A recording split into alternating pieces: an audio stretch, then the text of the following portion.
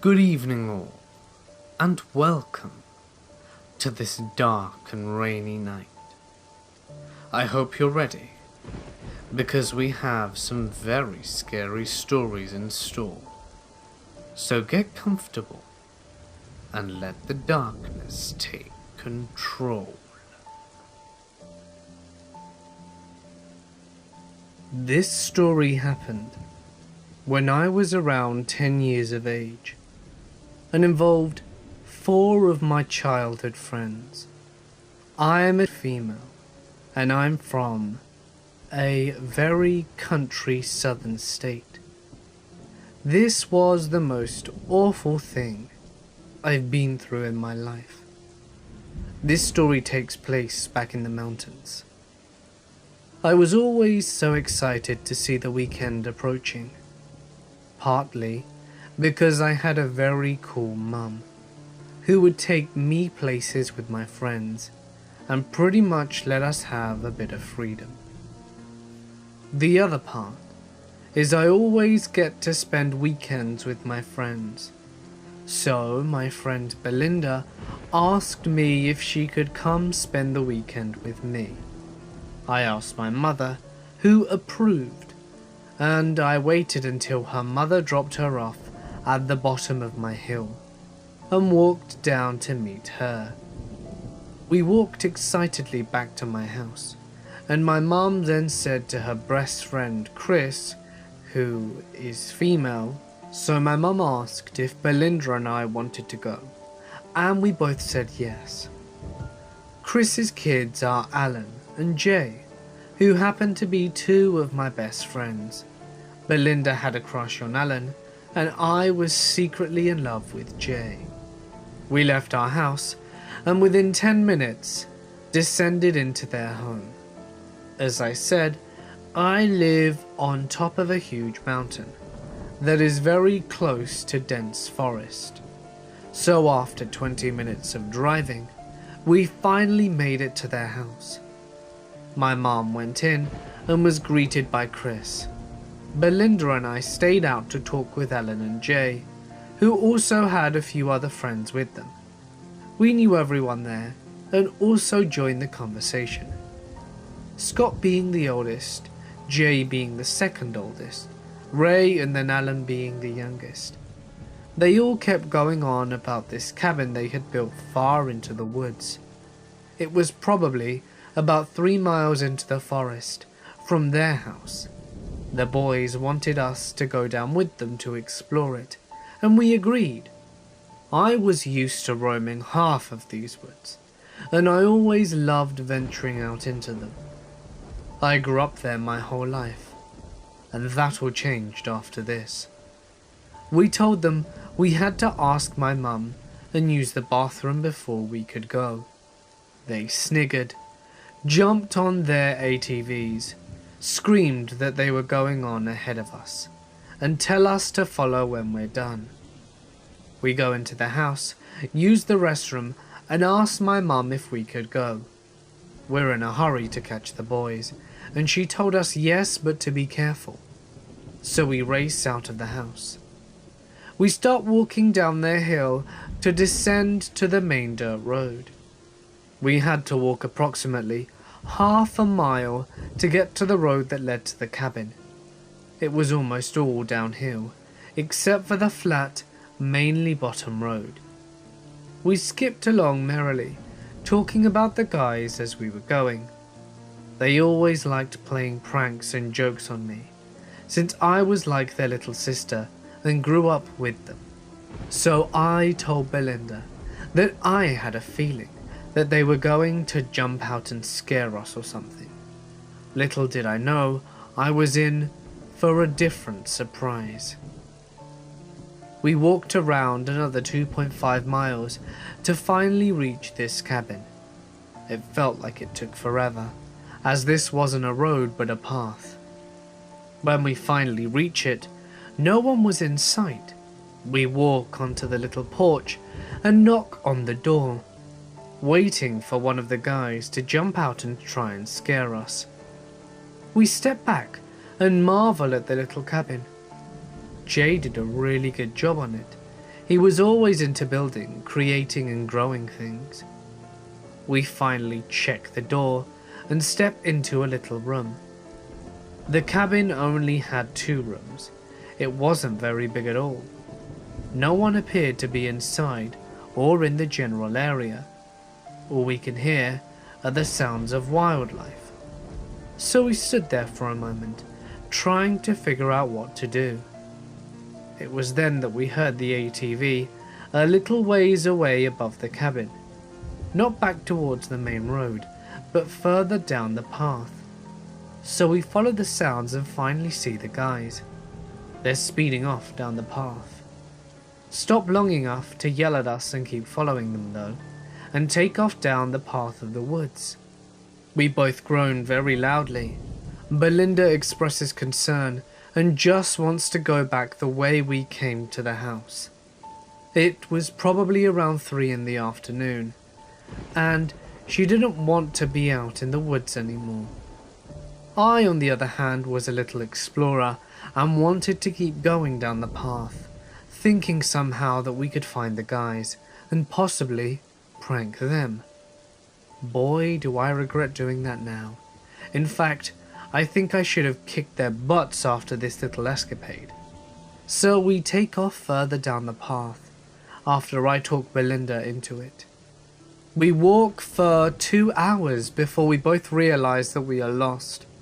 We came to a fork in the roads. There stood a tree with 2 arrows pointing to either side of the split in the road. I forgot to mention that it was summertime and the daylight was strong. It doesn't get dark here until around 8ish in the summer, and we had walked for about 2 hours in total, and seriously didn't know which way to go. My friend started to panic a bit, and I tried to calm her down, assuring her that we had plenty of daylight ahead, and that we would make it back in plenty of time, although I wasn't so sure of that.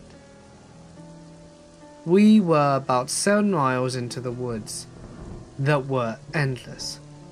At this time, I had no idea of our location, so we both decided to stick towards the right of the mountain. So we took off. Belinda was laughing and saying she was going to kick their butts later. I laughed, and we made a plan to get back at them. We walked for what seemed like forever, and somehow ended up back at the split in the road. It was then growing a little darker, nearing dusk with every minute. By this time, my friend and I were totally freaking out. She was sobbing and asking me, how are we going to find our way back? I tried to stay calm and reassure her that we would make it back, but on the inside, I was just as scared as her. And that time, we stood frozen to the road, trying to figure out where to go next. That's when about 15 yards back, I heard a twig snap. I shushed Belinda and asked her if she heard that. She started smiling and was about to call out for our guy friends. I stopped her suddenly, telling her to stay quiet for a minute. We continued to hear the footsteps. For some reason, I felt more terrified than I ever had in my life. I whispered to Belinda to start walking slowly down the left fork. The footsteps kept inching closer to our location. We tried to be as quiet as we could, but leaves were all under us. For some reason, I knew that these footsteps didn't belong to our friends, and I had the awful feeling of dread, and my friend started to pick up on that. As the footsteps started sounding closer and faster, I decided to book it down this path, and my friend followed suit. I just felt I was running for my life, and that if I slowed down, I was going to never make it back home. We finally reached this embankment off the side of the path, so we decided to climb up it, and I tore into the mountainside with my feet and my legs and scratched myself along the way. We finally could see the barn up ahead of us, which was old and had not been used in a long time. The footsteps still approached us after a short pause. My guess is they were quieter as they reached the mountain. We had also descended into tall grassy fields, which made it easier to mask any sounds. As I finally realized our surroundings, I remembered their family grave was up ahead of the barn. It was very old, and had very old large headstones, as well as some crypts. I decided that was probably our best chance to hide, and get a view of who this person was who was chasing us. So we ran through the old iron gate and hid behind the largest tomb we could find. It grew very quiet as we stood frozen in the graveyard. My mind was racing, my body was shaking, and my heart was beating beyond control. Who was chasing us through the woods? What did they want from us? I had so many questions. Questions that would never get answered. Belinda and I sat there for what seemed like an eternity, but it was more like 10 minutes. It gave us a chance to calm down, correct our breathing, and cool down from our run. We finally decided to stand up halfway, so that we could see if anyone were around us. We crept up to our feet, still crouching behind the grave. What we both saw, literally, made us pee our pants. There, at the beginning of the cemetery, stood a man. He was probably around 6 foot tall and appeared to weigh somewhere in the region of 170 pounds, and was wearing dark clothing. His eyes looked very dark and wild as he stood there searching the graveyard with his eyes, trying to listen for us. We both immediately ducked back behind the headstone. We started breathing heavily again, scared to death he saw us raise. Belinda shot me a look as the man started rustling around. I peered up again, and his gaze met mine. He then turned his body towards our hiding place, locked his gaze with me, and smiled a wicked smile. He then said, "There you are." I didn't even hesitate. I screamed to Belinda, and we both jumped up and started running towards the back of the cemetery fence. The man started chasing behind us. Luckily for us, this cemetery had a very short fence, so we hurriedly hopped over and began running in the direction of the house. We ran out of the clearing and reached the gravel road. We didn't slow down, stop, or look behind us. We just ran as fast as we could towards the house. The gravel beneath our feet was very loud. We made it part way there and at the bottom of their road. At that point we saw all the boys looking very worried. We ran up to them so fast that they jumped.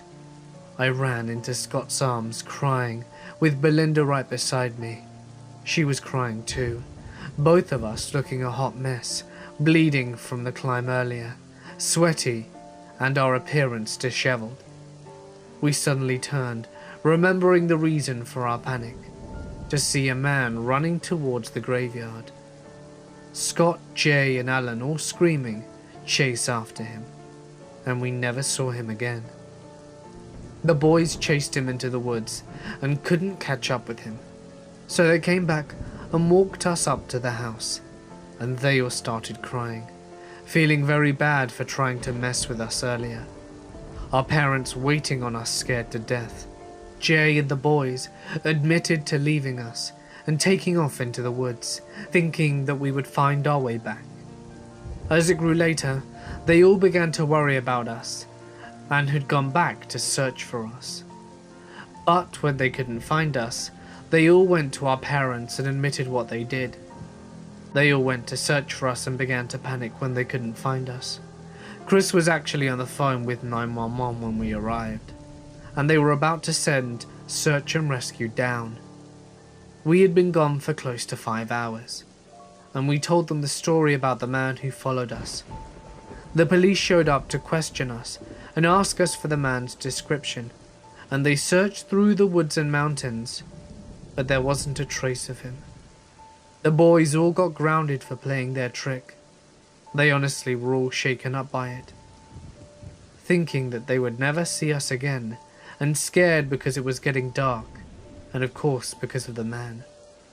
They felt guilty thinking about him, and thought it was all their fault. Needless to say, we forgave them. I never went back to that cabin, or to any of that part of the woods again. So, creepy woodsman stalker, I hope we never meet again.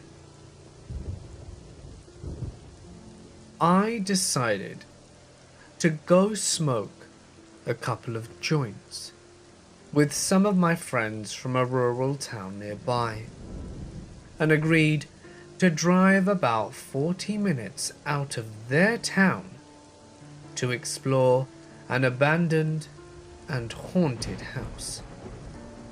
It was a cloudy day, and the old farm had an odd energy. I'm pretty sensitive to those things, and I was the only girl. But I grew up with boys, and I don't show fear in front of people often, especially when they're waiting to get a reaction out of me. We got out of the car, smoked a joint, and lit up cigarettes and whatnot. We walked into the first building, a dilapidated barn, and I climbed the ladder, being the lightest, and thinking I'm invincible, as all of us young people do. It was neat. The floor of the hayloft had caved in, but some hay bales were still intact, and you got the vintage farming style feeling. Then we walked to the white farmhouse. I don't remember much, because I stepped in the front door, and everything was dark, except the front room, directly to our right. I took one step inside the room, and froze as my friends walked around me to get into the room. The walls had once been white, but they were covered, completely covered, with pentagrams, upside down crosses, God knows what creepy shit staining the walls. I'm no expert, but there were what was definitely multiple blood stains on the plain wood floors, as well as splashed a bit on a couple of areas of the wall. The wood was also covered with paint, spray paint, and scratchings and carvings, and a fine layer of syringes, plastic tourniquets and needles. I've never been more completely blindsided by the sense of evil in that room. The edges of my vision went black, and there was a whomp whomp going on in my ears that was way more intense than whatever my heart was doing. I can guarantee I missed a couple of beats. I backed out of that room, backed out of the front door running into the frame, and turned and ran for the car and chain smoked until the rest finished with their exploration. Screw that place.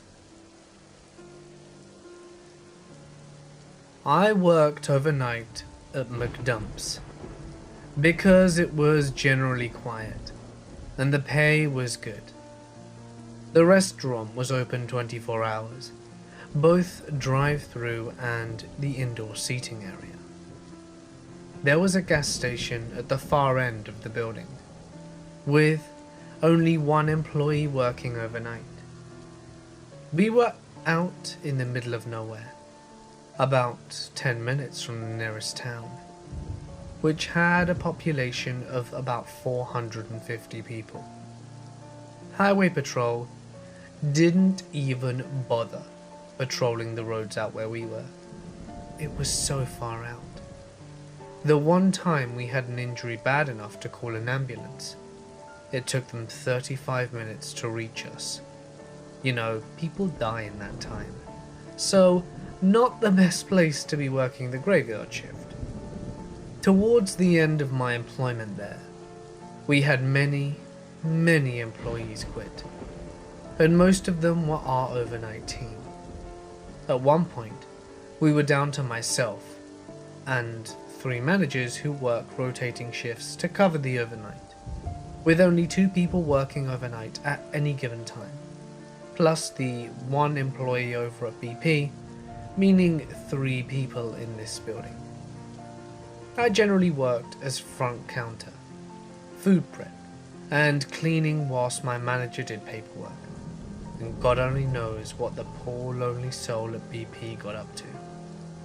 One night, creep number 1 comes in and looks at the newspaper at BP, but doesn't purchase one. He comes over to the seating area, sits down, and just sits there. 15 minutes later, I ask if he's alright and if he needs any help. He responds, "I'm just enjoying the view," which is really strange considering it's almost 2 AM and raining outside, and you can't see anything from where he's sitting except the front counter, McCafe, and the fryers. An hour later, he's still sitting there. I've almost forgotten about him. He's just sitting quietly staring. My manager comes up and tells me he's going out through the back door to have a quick smoke with the girl from BP. Cool, no problems. Happens all the time. As soon as they walk through the kitchen, the man stands up and orders a slice of toasted banana bread and starts up some small talk. "Have you been here long tonight?" "Uh-huh, since 9. "When's your shift finish?" Around 7. "Why?" "Oh, they work you really hard, don't they?" "Yep." "Is someone else coming to help out?" In a couple of hours, I guess." This is the point where I start really panicking. People seem to think talking about long hours on overnights is new and inventive small talk. We get it all the time. But when he asks, "Do you have a security guard?" I started to panic. Yeah, he does another location down the road and comes around occasionally. Lie. Which the guy would know is a lie because he'd been sitting there for over an hour. The guy starts to walk behind the counter of the cafe as I'm making his banana bread, and I'm full of panic, as our cafe is the only one right next to the entrance and exit, and he's blocking it, and there's nobody but me in the building currently. The cash register isn't even in the area, so I've got no idea what he wants. "It's only you and the manager working here tonight, isn't it?" "Nope, there's a cleaner in the back. He's cleaning the freezer tonight." That was a lie as well. "What nights are you working this week?" I've got the rest of the week off, sorry." Also a lie. At this point, my manager walks back in, and we can hear him laughing with the girl from BP, but not see them, and they can't see us. The creepy dude hightails it out of there, leaving behind his toasted banana bread and coffee, and wasn't seen again that night. A couple of weeks later, he comes back with 2 other shady-looking guys. They all order food. My manager is in the back doing paperwork as usual. They pay for their food, and I let them know how long it's going to be, ask them to take a seat, and go to start cooking it. Next thing I know, one of them is behind the counter, just having a look around. I let him know he's not supposed to be there, and he nonchalantly walks back. So I do the only sensible thing and alert the manager, while I'm cooking the food. He gets the same grilling that I got, but now with things like how much money the store makes thrown in. One of the guys knocks over a mop bucket, and my manager starts to clean it up. Just in time for one of the other guys to walk into the kitchen again. I calmly tell him to leave, and he walks through the kitchen to the employee-only door. and the three of them leave, without their food, without another word. I don't even know how he knew the employee-only door was there. A few days later, shady guy number 2 comes back, steals a muffin, and walks out. About a week after that, shady guy number 3 comes through tripping on drugs and makes a scene about not receiving tomato slices on his burger, which wasn't supposed to have tomato slices in it anyway. So we give him some tomato slices to shut him up and kick him out. Now, the entire time these adventures have been going on, our managers have been saying, "It's alright, they're just weird. They're not actually going to try anything, you're just being paranoid." Cue another couple of weeks of them coming in at random times of the night. Sometimes sitting around for an hour not doing anything, sometimes asking questions, but almost always ordering food and leaving without it, when the manager comes around. And then I ran into creep number 1 at the mall where I live, 45 minutes from the restaurant. He strikes up a conversation with me. I panicked and ran for security, called my husband and sat there until he came to pick me up. Security never found the guy I was talking about, as an Asian man in his 30s in a black hoodie and black jeans, average weight and about 5'7", is apparently really common in a crowded mall. Not surprising, really. I quit the job about a week later, and I lodged a formal complaint with the restaurant on other grievances. But I let it slip about the creep to my manager, and he full-on freaked out, yelled at our managers, and kinda went nuts that nobody said anything about him. I ran into creep number 1 at the mall one more time, but this time, my husband was with me. He started to approach us, but I told my husband who the guy was, and next thing I know, my husband is between the guy and myself, staring this guy down, his phone in hand calling the police. The guy walks by us, bumped my husband's shoulder, and we haven't seen him since. And the store manager from McDump's still thinks I'm paranoid. I am so glad I quit. This happened almost 2 years ago when I was 22. I live in an area outside of Pittsburgh. I was single at the time, and the only thing I wanted to do was have fun and forget about my ex. I should say that I am a very cautious person, verging on the paranoid sometimes. I've never broken a bone. I've never trusted anyone that I didn't know. I learnt my lessons very young, so I felt very equipped to go out by myself to the local bar, because I knew how to make the environment safe. I made fast friends with the bartenders, got along with the regular guys there, and I made it very clear to everyone that I didn't want any sort of romantic attention. I literally just wanted friends and booze. Out of all the men there, one stuck out. Phil. Phil was attractive, funny, and best of all, wasn't interested in me one bit. I had problems having male friends, as all of them always girlfriend zoned me eventually. Phil actually liked having me as a friend. Nothing else. It was awesome. We went to the local bars all the time together. I'd be his wingman, and he would be my bodyguard. When guys hung around me for too long, I wasn't interested if Phil gave a look, and he'd usher the guy away. Perfect setup.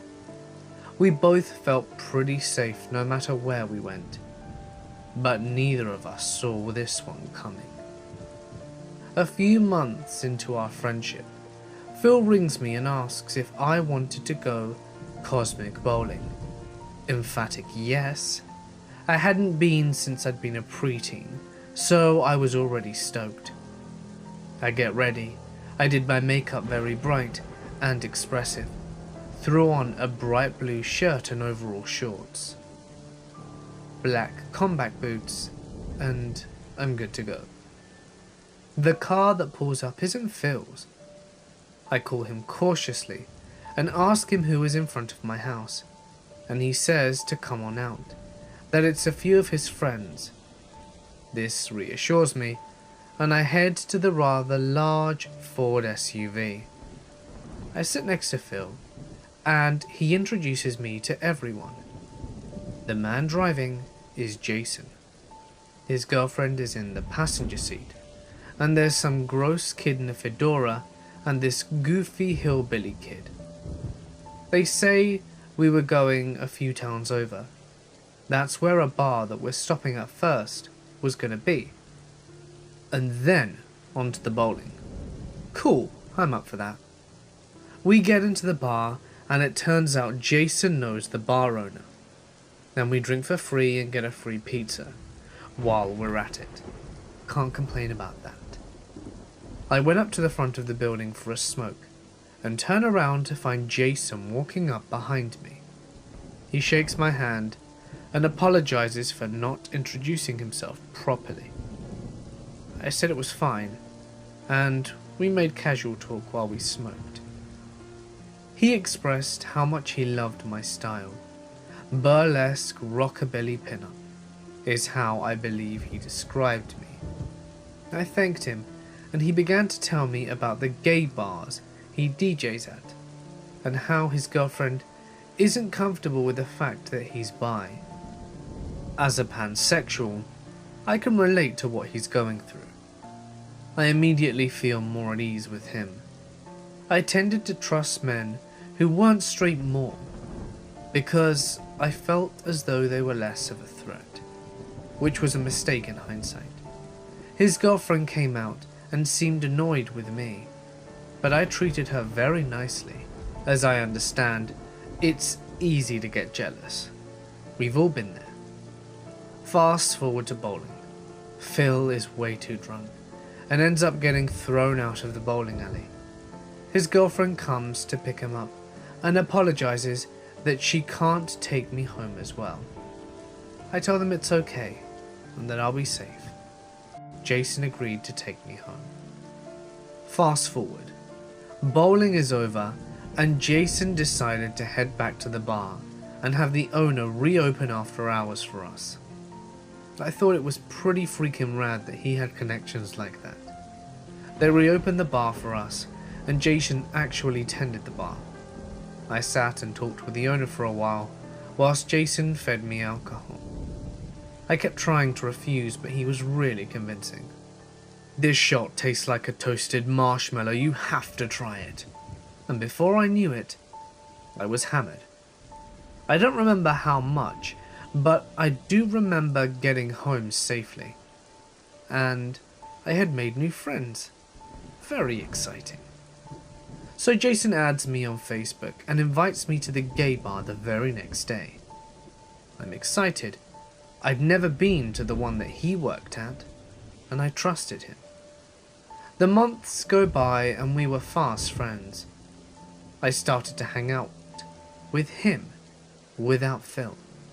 He would pick me up, I'd set up his DJ equipment at the bar and get him whatever he needed, then party the night away, and he'd take me home. Sometimes his girlfriend would be there, sometimes she wouldn't be. She didn't seem to like me still, and all the while I was nothing but nice to her. But it did begin to bother me. Maybe she saw something that I did not. Valentine's Day rolled around, and as I was the local single woman who hated everyone, Jason invited me to a burlesque show that he was going to be doing the lighting for. His girlfriend was going, and so was the hillbilly that was mentioned earlier. 10 minutes into the adventure, I already had to tell off the hillbilly, just because it's Valentine's Day and you're single and going to the same club does not make me your date. The show happens. It's long and eventually I get bored and head to the bar. Jason's girlfriend comes up to me and is silent. She buys 2 shots of tequila and hands me one. She clinks my glass and says, "Good luck." and we take our shots. I realised what she had said as she walked away and thought it odd, and the hillbilly drives me home. I wake up with 46 missed calls, 20-something texts from Jason. I call him, concerned. He doesn't seem upset. He says he just wanted to talk to me, that maybe he had a few too many drinks, and that he was sorry. Okay, I guess, no big deal. He wanted me to come help him take the lights out of the club. I agreed.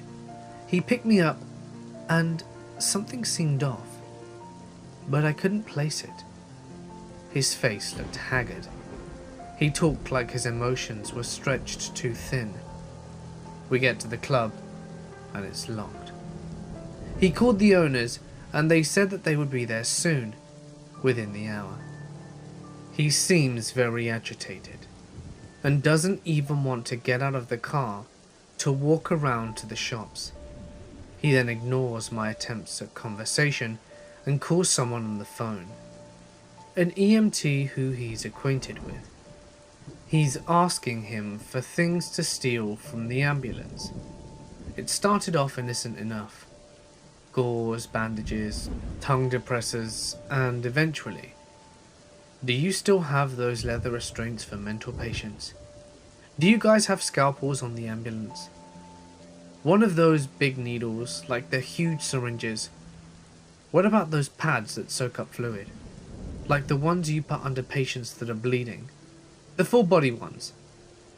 The phone was on speaker. I could hear the tension in the man's voice. He told him no to each request, and was getting more and more nervous at this bizarre back and forth.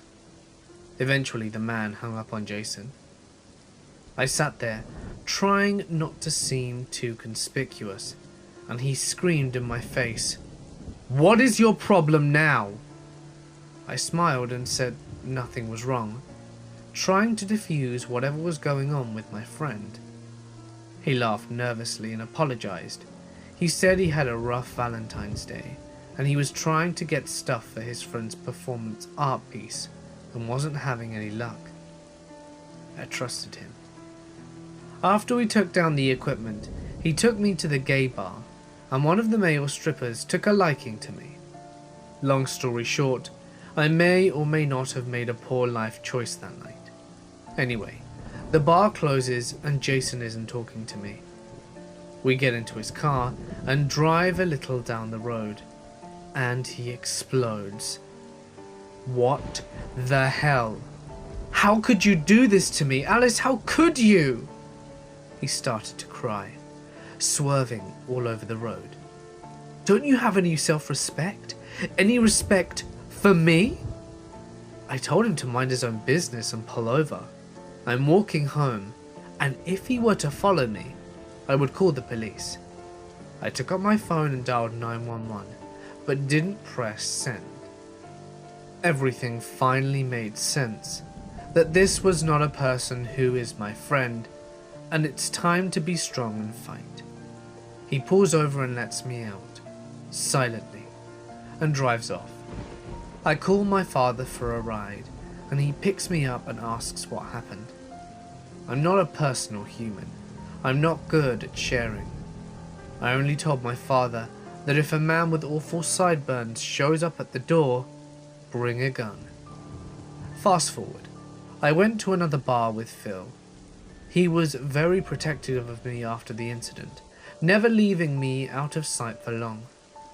I walked to the bathroom, which was down a dark hall at this particular establishment, and felt someone latch onto my arm. Jason. Internally, I was furious and scared, but on the outside, I did my best to remain calm. He looked dead inside, nothing in his eyes, just blank. I left Chrissy for you, Alice. I did. You did this to me, but that's okay, really, because we're going to be fine now. You can also sleep with whoever you want. I know how you are, and it doesn't matter if girls or guys or whatever. I'm sorry. I let it get to me before. You're just so amazing. I don't want to lose you. It's okay. It is. You can treat me like garbage if you have to. If it's what makes you happy. We're gonna be together now. Yes. You're perfect. I've always liked winter weddings. I let the rage get the better of me, and with as much venom in my voice as I could manage, I snarled, "No, I am not your girlfriend. I am not, never have been, and never will be attracted to you. You need to let go of me now, you pathetic sack of shit." He blinked and squeezed tighter, and began to try and drag me towards the door. "We're going to Florida now, and there's nothing you're going to be able to do about it." The next thing I know, I fell to the ground with him, and he let go. Phil was on top of him, beating the piss out of him. After he was satisfied, I took him by the shirt and dragged him out the door. The bartender helped me up. A few guys gathered around me and tried talking me to calm me down. Some even apologized that they didn't see the confrontation in the hallway go down.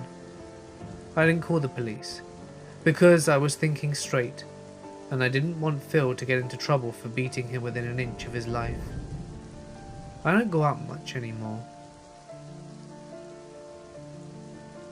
My name is Alyssa, and I am sharing with you a very personal story of mine. I can honest to God, right hand on the Bible, say that everything you are about to hear is 100% true. I know everyone who says that makes it kind of hard to believe, but I wish I was just making up a story purely for attention. But these things I am going to tell you truly happened to me when I was younger. I never fully believed in ghosts or anything like that, because I had never witnessed anything paranormal with my own two eyes. So I always had my doubts. I wasn't a total unbeliever, but I suppose you could have considered me a skeptic. But all of that changed when I had to live in a house where I was terrorized by spirits. I've always been very into the paranormal world because it's always piqued my interest, especially when you're listening to other people's ghost stories or watching a scary ghost movie on the TV. It's all very cool to hear when it's not your own story, and it's not you personally having the terrifying things happen to you. I never talk about this to anyone because I hate having to relive the nightmare and pure hell I went through every day while living in an old house of mine. This wasn't easy for me. It sounds silly, but until you have experienced the absolute terror and fear of living in an extremely active house, you won't ever know just how much it can take a toll on someone. I lived in a small 3-bedroom house here in a small little town by the name of Troy in Missouri. It's just a small, out in the middle of nowhere little city. Everyone pretty much knew everyone. Rumors would usually spread very quickly in high school. Just one of those kind of towns. We had a cute little house that was on the corner of Main Street when you walked out the front door and stepped onto the porch. The nice view you got were the massive town's cemetery, right smack dab across the street from our house. So you can only imagine the first thought that came to my mind when we pulled up to the house that we were going to move into. When I saw that the cemetery was no more than 30 steps from our front yard, I thought, great, this place is most definitely haunted. Although at the time, I was just joking with myself. But the cuteness and coziness of the home itself was enough to get my mind off even possibly being haunted. I finally had my own bedroom, after living with my grandma and grandpa at their small cramped house. My sister and I had to share a room over there, as well as with numerous previous houses we lived in. We always shared a room with each other. She is almost 8 years older than I, so I had absolutely no say or had any part in decorating our bedroom. She was the oldest, so she made the rules for how the room should look. She didn't want my Paramore, Papa Roach and Linkin Park posters plastered over the wall. So I had to settle with Lil Wayne, John Cena, and Jersey Shore pictures all over for years. Definitely not my sort of taste in music or television, but we finally had our own bedrooms, so I could actually decorate and have my room the way that I wanted. And nobody could tell me that I couldn't have the things I wanted on my own walls and whatnot. That, and I finally had my own privacy and my own personal area I could go to when I felt I needed to escape or distance myself from my family. It was nice at first. We all seemed to be pretty content with the house and how things were coming along. It was about a week or two after we moved into the house that something weird began to happen. My room was all set up how I wanted. My parents had just finished hanging pictures on the wall and painting and making last-minute adjustments to the place, making it look all nice, and tried to make it feel as much like home as possible. I had come home from school one afternoon, and my parents had both worked together in a big warehouse-type place at the time, so they worked awful hours. They were usually home by the time dinner needed to start being made, but I almost always came home from school to an empty home.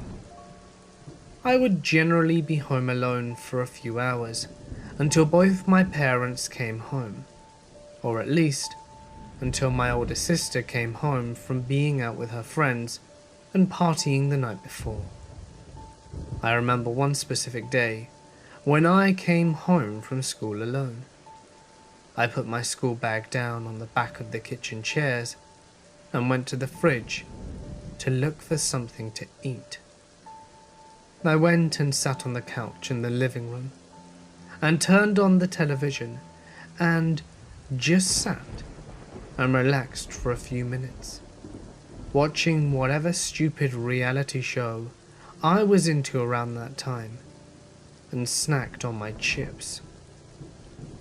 I remember feeling like there was someone watching me from across the room, like as if someone was standing in the corner of the living room, just staring at me.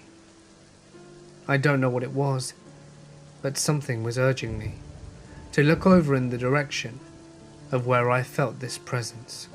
I heard a voice yell in the back of my head, "Look at me." But it wasn't my voice. So when I finally gained the courage to look over that way, I saw these terrifying two glowing red eyes from the shadows, just looking at me. I was so afraid that I was paralyzed from fear. I couldn't talk. I couldn't scream as I wanted to. I couldn't do anything but just stare back at whatever was staring at me.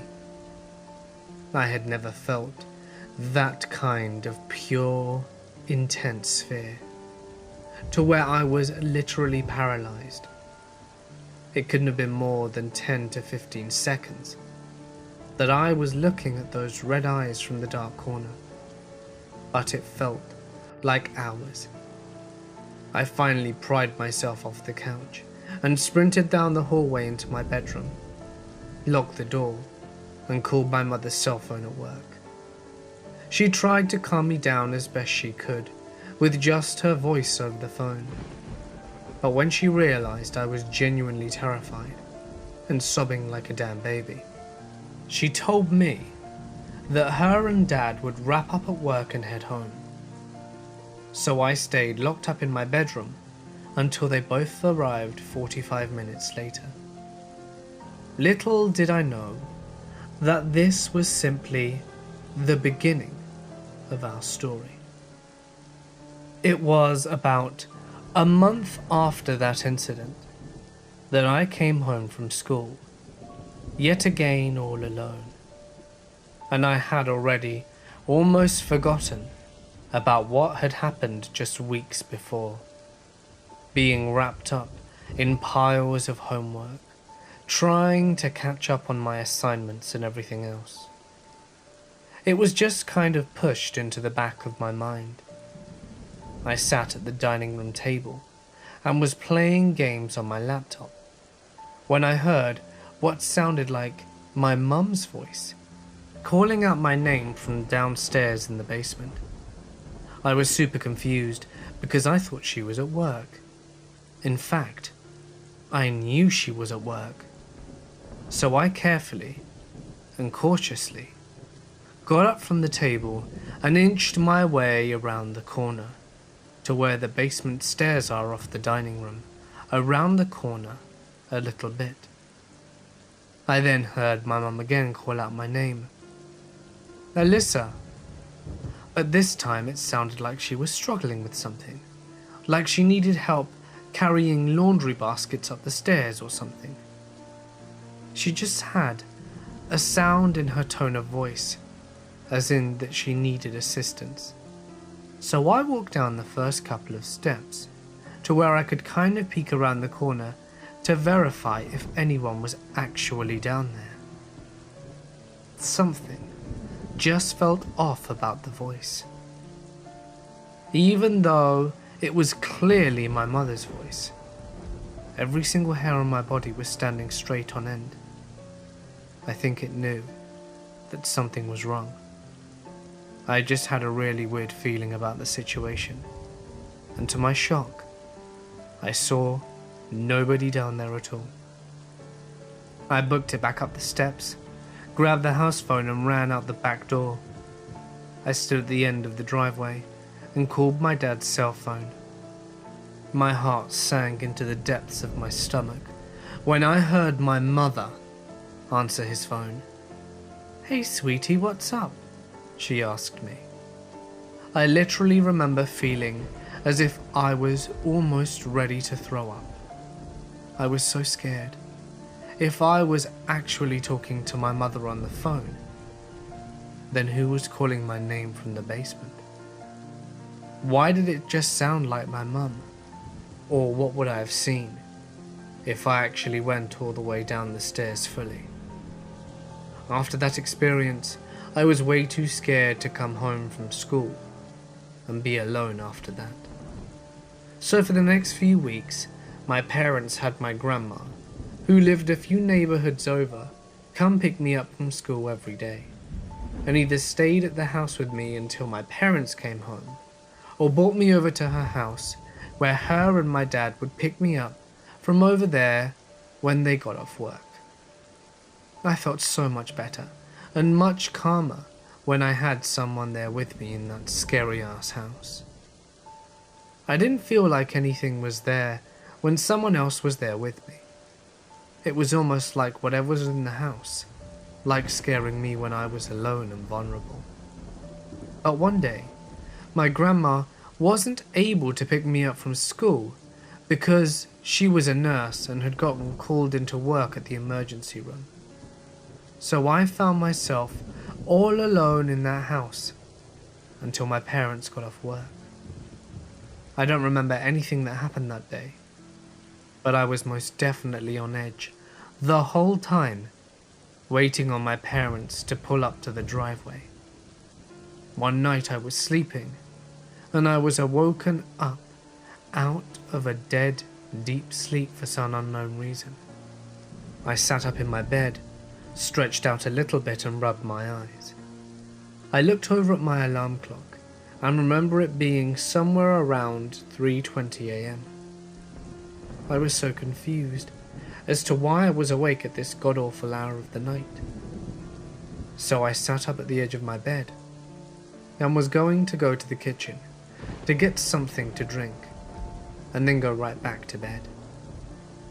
When I was about to stand up and walk out of my bedroom, I heard the sound of heavy footsteps walking up and down the hallway.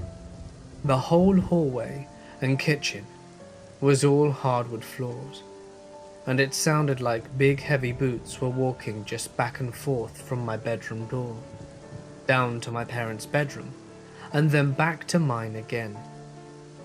It steadily did this for about 2 minutes. I was trying to figure out why one of my parents were awake, and why they were just walking back and forth through the house at such hours of the night. When I got to my bedroom door and went to reach and open the door, I shit you not, my door handle began shaking, like someone was trying to open the door, but it was locked in the handle, jiggling the door handle and jiggling it very violently, causing the entire door to rattle. It scared the absolute hell out of me, and I jumped back and shrieked. I guess my mum, who was the heaviest sleeper in the world, heard me and ran to check what was wrong. I told her what was happening, and she just shrugged it off and tried telling me I was half asleep and that everything was fine, that I was just imagining things. But I know I wasn't imagining things. I know what I saw. I know what I heard, and of course no one believed me. She wasn't awake to hear what I heard, and it made me really angry to know that she did not believe me when I explained it to her. The activity after that died down for a long time. It was so nice to come home and not have to worry about something creepy happening to me. I was beginning to think I was starting to go crazy, since I had experienced what I previously did, and then nothing else had happened after. I was comfortable in my own home. I actually felt safe being there, but all that changed pretty quickly. It was like, just as soon as I thought it was all over, it came back with a vengeance, stronger than it was before. I was taking a shower one evening, and my mother was downstairs doing laundry, and my dad was out in the garage working on his car. I had the bathroom door completely shut, and nobody would have just walked in on me in the shower anyway, with there being only one bathroom in the house. If anyone needed to relieve themselves during my shower time, they would have knocked first before waltzing right on in there. I was just about done showering when I felt a really cold breeze zip past me.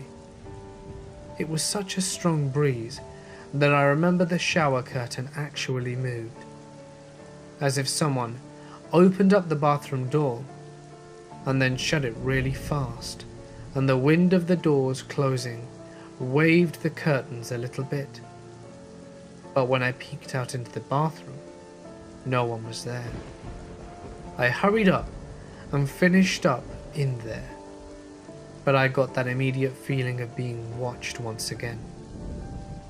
As I went to bend down to shut off the water, I heard this really deep, super creepy, masculine cackle-like laugh, and it was the scariest thing I've heard in my entire life.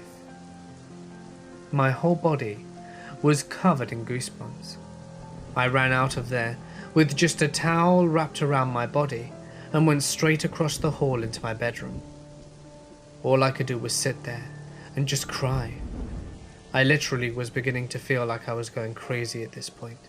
Nobody believed me, and I was the only one experiencing this shit. Whatever was in the house was targeting me, and only me. I didn't understand why this was all happening to me, but all I wanted was for it to stop. I hated being in that house all alone, and I didn't want to have this shit happen to me anymore. I was tired of it. I was starting to go into this really deep depression, and I felt so alone. So, I had a friend stay a few nights with me one weekend, and I had told her a lot about what had been going on since I moved in, and she wanted to see what I was talking about. She believed me, but she wanted to see it for herself. She was super into ghosts and the spirit world. I was just really worried that whatever this thing was, wasn't going to do anything while she was here with me, and for her to believe that I was crazy too. We cuddled up together on the living room couch. My parents had gone out with some friends this night in particular, and my sister wasn't there. My two brothers were with my grandma, so it was just my friend and I alone in the house. I remember we were watching the new remake of Friday the 13th. We had a big bowl of popcorn right between us, and I remember the part had come on the movie, and it was a bit of a jump scare. My friend jumped so hard, the entire bowl of popcorn went everywhere. We laughed about it for a solid 5 minutes, and then I went to grab the trash bag and clean up the big pieces while she went to fetch the vacuum cleaner.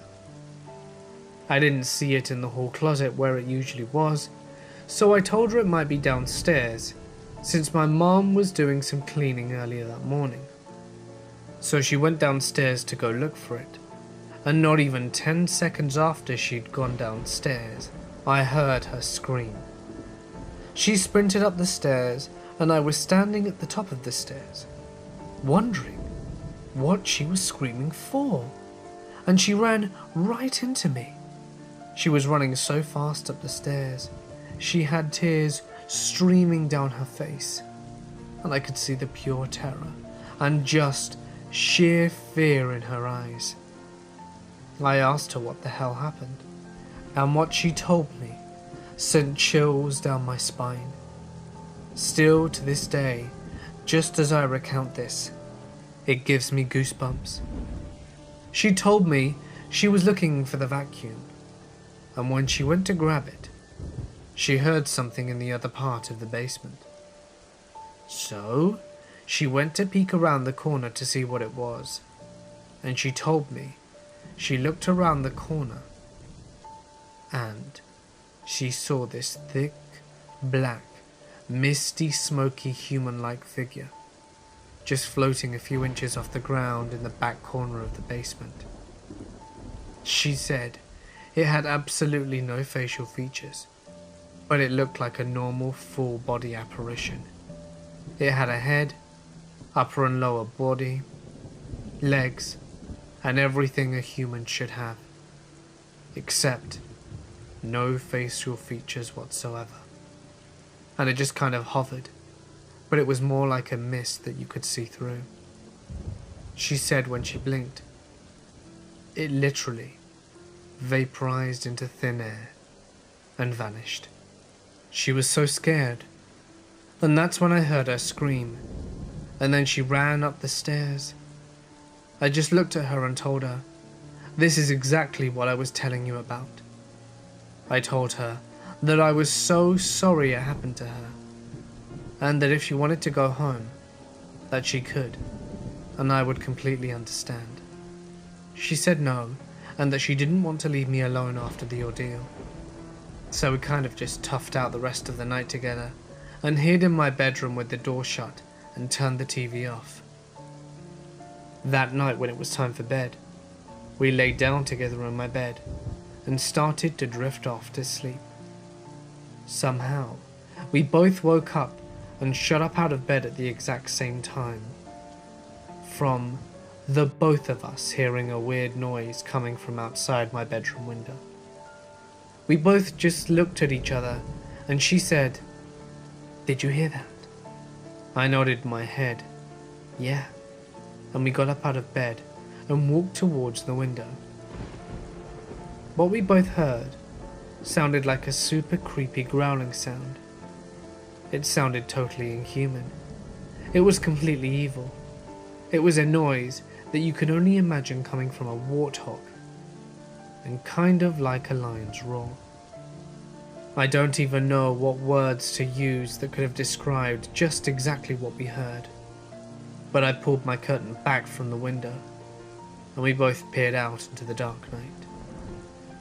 What we both saw will forever stick with her and I until the day we die. There was a really weird looking stick type figure. Thing. That's the best way I can describe what it looked like.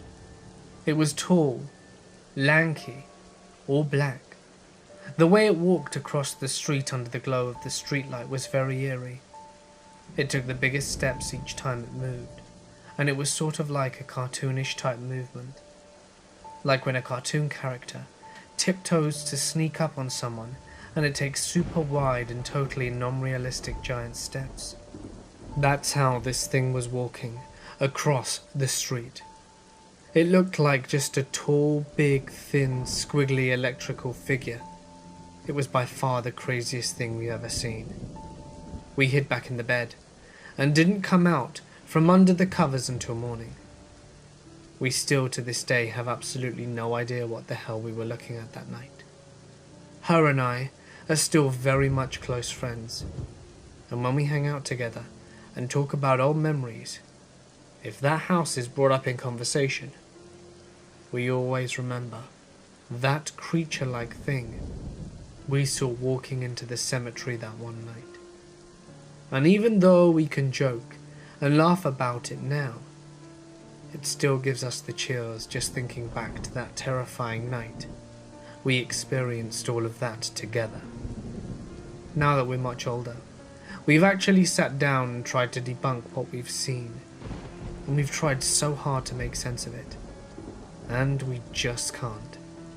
No matter what we try to trick ourselves we could have seen, we both know exactly what it was and what it was not. Living in that house for the entire year and a half that I did was absolute hell for me. I have been scratched, pushed, had my hair pulled. I woke up in the middle of the night with a burning sensation on my leg, and when I pulled the blanket back to see what was hurting, I could clearly see a bite mark on my ankle. And it wasn't a normal bite mark pattern either.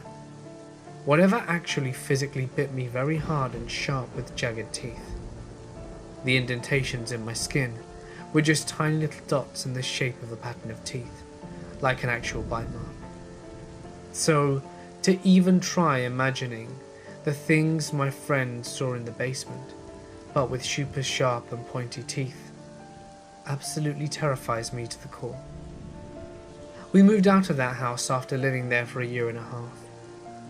There was one evening, it was a Sunday dinner, and we were having it at my grandparents' house.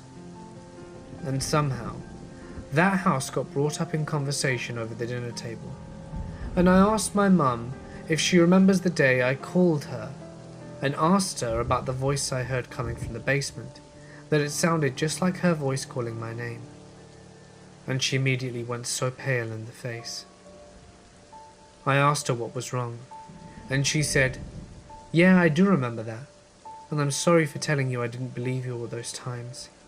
I asked her what exactly she meant, and she told me that one day she was sitting at the dinner room table, at the computer, and she heard exactly what sounded like her father's voice, calling her from the basement.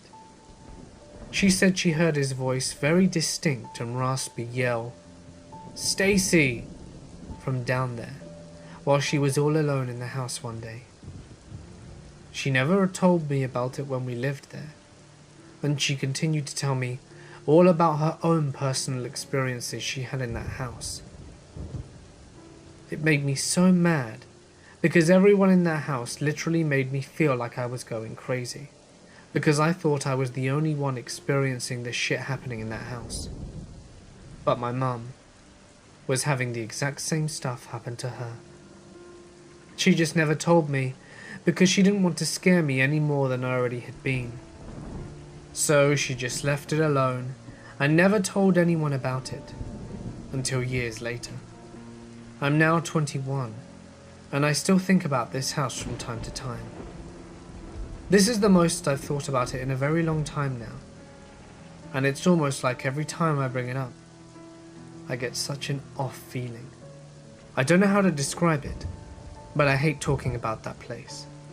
I never had anything paranormal happen to me before moving into that house. I experienced a whole new level of belief after living in that portal to hell.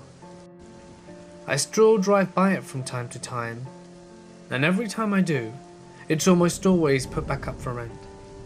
People don't stay there any longer than 3 to 6 months. So I guess whatever terrorized me as a kid is still lingering around there to this day. I work in retail, and I have a very unique name. This happened a few years ago, when I first started. I work at a 24-hour convenience store, and at this point, I was working the graveyard shift. I'm used to all types of unsavory folk, but there was this one guy who left me particularly unsettled. It was about 3 AM, and unfortunately, I was working alone because my coworker decided to call out last minute. The store was dead, and I was packing out a delivery when he walked in. He was a short, stocky guy, a little older than me, probably in his 20s or early 30s. I looked up from the task at hand and greeted him with a friendly smile, and asked him if he needed help with anything. He grinned, looked me up and down with his brown eyes darkening with lust. Yes. Do you sell condoms? I nodded and pointed him to the health and beauty section and proceeded to the registry in order to cash him out. He browses for a little, and typically he picked up a box of Magnums and those herbal sexual supplement pills. So how are you doing tonight? He inquired. I told him I was fine, working hard and anxious to go home. His eyes travelled up and down my body, his eyes settling on my name tag, which is pinned just beneath my left breast. I felt a little uncomfortable. I've never been comfortable with people staring at me, and his eyes lingered longer than necessary. He asked how to pronounce my name. I tell him, and he says it's a nice name politely. I thank him and begin to scan and bag his items, trying to avoid eye contact. He asks if I have a boyfriend, and truthfully, I say yes. He comments that he must be a lucky man, and he wishes he could be in his shoes. Again, I smile uncomfortably, and, as we're supposed to do, ask if he needs anything else. Not unless I can have you, he drawled lazily. Now I'm getting annoyed. I ignore his comment and proceed to tell him his total. He swipes his card, and I complete the transaction and tell him to have a good night. He thanked me and then asks if I'm working by myself. No, my coworker is downstairs doing some paperwork. I lied. Now he grins. No, he isn't. I've been watching you since 12. I haven't seen another person in here at this time. Are you afraid? I frowned. You've been watching me? That's not creepy at all. I tell him that he needs to leave, if he's done shopping. Then I have work to complete. Once again he laughs at me. I thought he was going to argue, but a group of drunken guys walks in and he leaves. Later that night, I check my Facebook and see I have a Facebook request. Guess who it was from? Again, I have a unique name. Only 2 people on Facebook have it. I block him and delete the request. Next morning, I'm going to the subway station. The wanted poster on the token booth catches my eye. The face is familiar. It was the creep from my store. Wanted for sexual assault and battery on East 96th Street. The incident happened more than a month ago, and I hurriedly told my manager, who called the police and gave him our tip. I don't know if he was ever caught, but please, let's not meet outside my store. And I still don't feel comfortable with any name tags. When I was a kid, I lived just down the road from what used to be a small museum. It was on the side of a large university that we used to explore daily. One day, we noticed a man going in the museum. It was the only building on campus we hadn't found a way into, and we realized this might be our only chance. As the man walked through the door that he had just unlocked, we snuck up and slid a large stick behind the door in its frame. When he had vanished from sight, we giddily entered the museum. The first thing we saw was a large dinosaur skeleton, probably a reproduction, but all ours to view nonetheless. We started walking down a dark hallway when my friend grabbed my wrist. I tried to swat her hand away before she whispered, "We have to leave now." I rolled my eyes and turned to see what she was looking at. A man, probably the man who had just entered the building, was standing in a large, lit bathroom with the door open. He was in front of a mirror, with his complete bare back to us. The man was completely naked, not even a sock on him, standing erect in front of the bathroom mirror. I stood in shock for what felt like an eternity, until suddenly his eyes met mine in the mirror, and he grinned. Needless to say, we hightailed it out of there as fast as our legs could manage. We stopped exploring the university after that, and I never told a soul what we had seen that day. I had just moved to a small resort town and was living in staff accommodation at a hotel where I was employed as a chambermaid. All of the cleaning staff were women. The owner only wanted females living in staff accommodation. We weren't even allowed to have men over to our quarters. I'd moved away to escape from a possessive ex-boyfriend, which is really another story in of itself. And I was 19, and had lived a fairly sheltered life due to controlling boyfriends and an overprotective mother. So I was quite naive. I'd never been to a bar before, so when my co-workers invited me to one nearby, I was excited and went along. It was Friday, and the bar was full of people. A rather attractive man approached me, and we started up a conversation about paranormal stuff and religion. Right up my alley. He too had moved there for work. He was a cook, and was given a room in the hotel he was working at. which happened to be only a minute away from the bar. Our conversation was quite interesting, and he seemed nice, and the bar was starting to get rowdy. So when he invited me back to his place to talk, I said sure. This was incredibly stupid, I realize now. As soon as he opened the door to his room, he was trying to get me into his bed.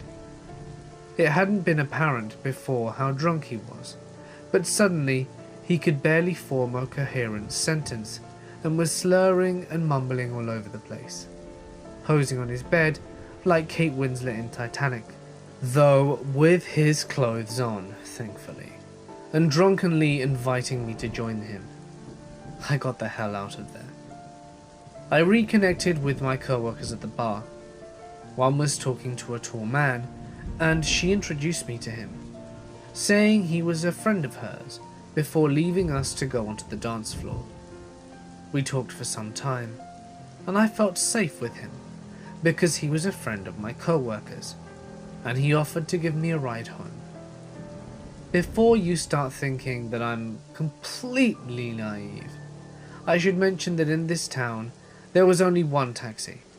The driver of the taxi was known by the townspeople to molest his fares, to the point where almost every woman, and a few men, who had lived there a few years had a story about him. Also, my co-workers were all hammered, so my options were 1. Late night driving on a windy road with a drunk driver. 2. Riding with a taxi driver who will likely sexually assault me. 3. This guy. And 4. Walking home alone 6 kilometers through forested areas with bears and cougars. Option 3 seemed like my best bet. As we went to his car, I started telling him about the guy before, gauging his reaction. He was sincerely upset for me about it, which made me feel more confident in him. If he was a creeper, he'd be making excuses for the guy, right? He invites me over to the house he's staying at, saying that it sounds like I've had a rough night, and he's not trying to hit on me. It's just that the people he's house sitting for have an amazing home theatre and a ton of movies, and that we could watch something good. I'm pretty keyed up from the night, so movies sound like a good idea to me, and I go along with him. We get in, and he shows me the living room. There is a big, awesome home theatre, and a huge crate full of DVDs. Pick whichever one you want, he says. I browse through the collection. There is a lot of romantic comedies, but I worry that if I choose one of them, he'll think I'm coming on to him. I grabbed Silence of the Lambs instead, because not a sexy movie, and also I've never seen it. Right at the point where Hannibal Lecter is talking about eating someone's liver with fava beans, the guy puts his hand up my skirt, because, I don't know. I am supposed to be hot and bothered by cannibalism or something. I guess I may as well have picked a romantic comedy, for all the good of picking horror movies did me. My memory of the rest of the night is pretty hazy. I got him off me, he chased me through the house. It was under construction, so there were big, thick plastic sheets hanging from the walls. It was a large house that I wasn't familiar with, so I had no idea how to get out, and I didn't know the town well enough to get myself anywhere, but lost once I did. We were on a tiny road off another tiny road off another tiny road in the middle of the forest. Basically, I ran and he chased me. Eventually, I found myself in a bedroom that had a door that locked. I locked it and leaned against the door crying, as he pounded on the other side of the door yelling. After a while, something weird came over me. I opened the door and demanded that he take me home. "Oh yeah, I'll take you home tomorrow," he said. "No, you will take me home now." I don't think I've ever used that tone of voice before or since. I don't think I could do it again if I tried. Somehow, with those 7 words, I managed to instill enough fear into him that he immediately took me home in his car. It was a messed up night. When I went to work the next day, I found out that my co-worker wasn't actually friends with the guy in the first place. She'd never met him before. She was just trying to flirt with him. Idiot. Living in an area like Portland, Oregon, you learn to expect a certain amount of weirdness taking public transit. Being a woman living in any major city, you expect it. At one point, more likely in your life, you of course expect to encounter perverts or creeps. It goes with the territory, even if it shouldn't happen at all. This encounter happened a few years ago, but I still remember it. It changed my behavior when wandering alone at night, which is significant for me, since I am an introverted night owl who prefers graveyard shift and shopping at 24-hour stores. In 2008, I was working at a call center, and my shift at the time had me clocking in at 7 and leaving at 4 a.m. Most nights, I would leave with a couple of friendly co-workers, and we would wait for the Blue Line train to roll through, usually only a 10-minute wait on weekdays. At that point, all but one would part ways with me. Most of my co-workers lived closer to Gresham, and at the time, I lived in Hillsborough. We were pretty good acquaintances by proxy of being on the same team and taking the same train, but not quite friends. She lived further down than I did, so she usually sat with me until I got off. It was sometime in July, I forget the specific day, but it was hot enough, even after dark, that I opted to go to work in a spaghetti strap top and shorts rather than my usual t-shirt and jeans. The call center was casual dress, doubly for graveyard shift, since our manager didn't care what we did so long as it didn't get back up to upper management or HR. That night, I was alone for the walk to the max, since half of my team had called in, my train buddy included. I didn't think much of it, aside from being pissed off and exhausted from the extra workload. I suspected they all bailed to attend a party a co-worker had advertised the week before. When my train came by, I honed in on a deserted section and claimed a forward-facing seat by the operator terminal, intent on ignoring the world and catnapping my way home. Someone getting on with a bike joined me out of my daze because of the obnoxious clatter they made when people positioned them on the wall hooks. Apparently, scowling is considered a form of flirtation because the bike owner made eye contact. He smirked and sauntered his way over to take a seat right across from me. Irritated because the car was deserted aside from two people on the opposite end, I ignored him and stared out of the window, longingly waiting for my stop. After a few minutes of being ignored, he leaned across the aisle in order to get my attention. "Hey, good morning. You work around here?" Polite enough, but I grunted non-committally in return, not in the mood for small talk. This, however, only seemed to encourage him. After a brief pause, he tried again less subtly. "You're pretty." It's not the first time I've had people hit on me, but generally, when I put on my bitch face, they leave me alone. So it made my skin crawl uncomfortably to have it ignored. My disdained frown didn't seem to register, as he took my silence as an invitation to slip over to the seat directly beside me. blocking me in. This sent up red flags and wailing sirens in my head, even aside from the very obvious way he leaned in and peered, clearly trying to see down my shirt.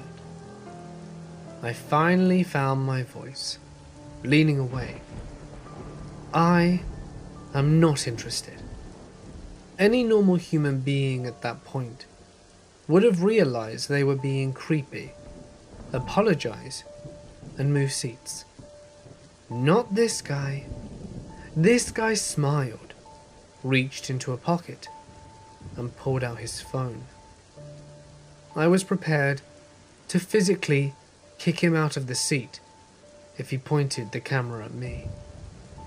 So I was dumbstruck for a minute when he calmly asked, "What's your number, sweetie?" It was as if he wasn't registering my reactions as unusual. Before I could think to respond, he glanced at me expectantly. "By the way, where's your friend tonight?" My blood ran cold, and I felt a little panicked. I'm realizing he'd clearly watched me on previous nights. But I didn't recognize him, as I had come to recognize other regulars on the morning trains. Seeing a stop come up, I stood abruptly. "This is my stop." That finally made him frown, but he switched back to his original seat without comment.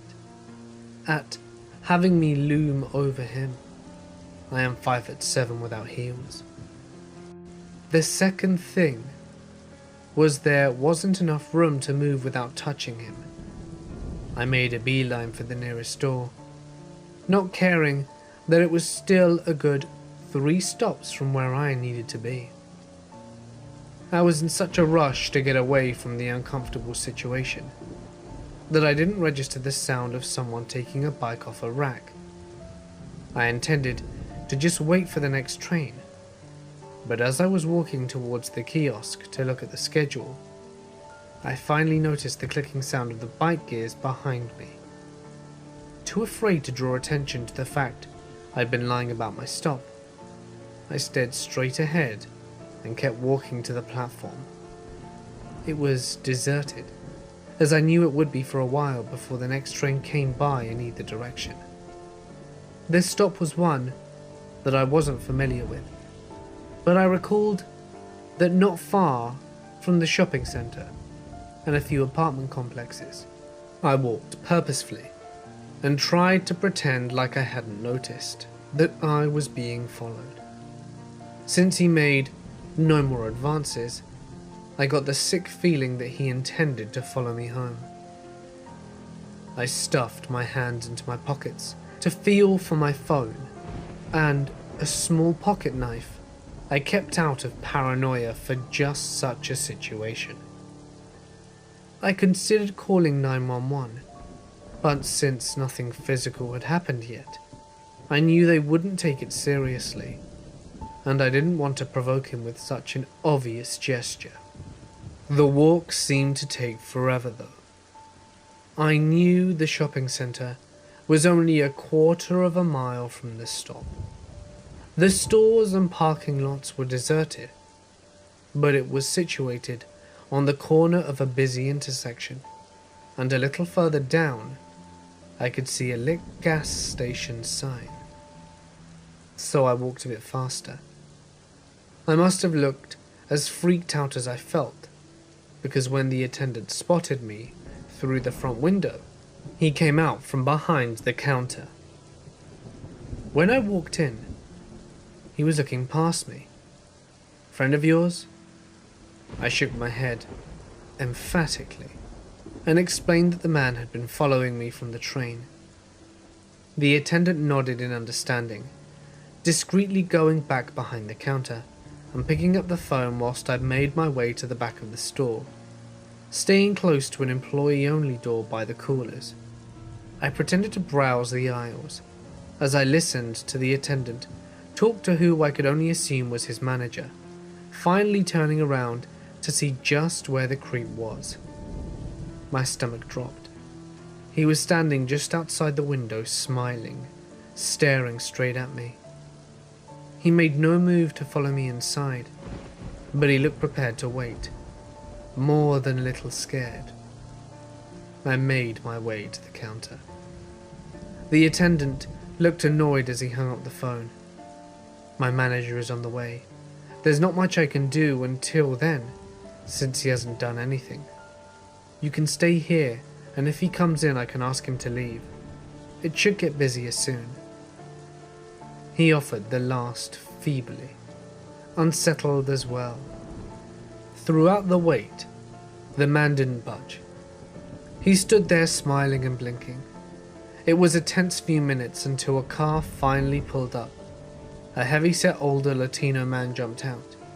He paused for a moment to assess the situation before approaching the creep.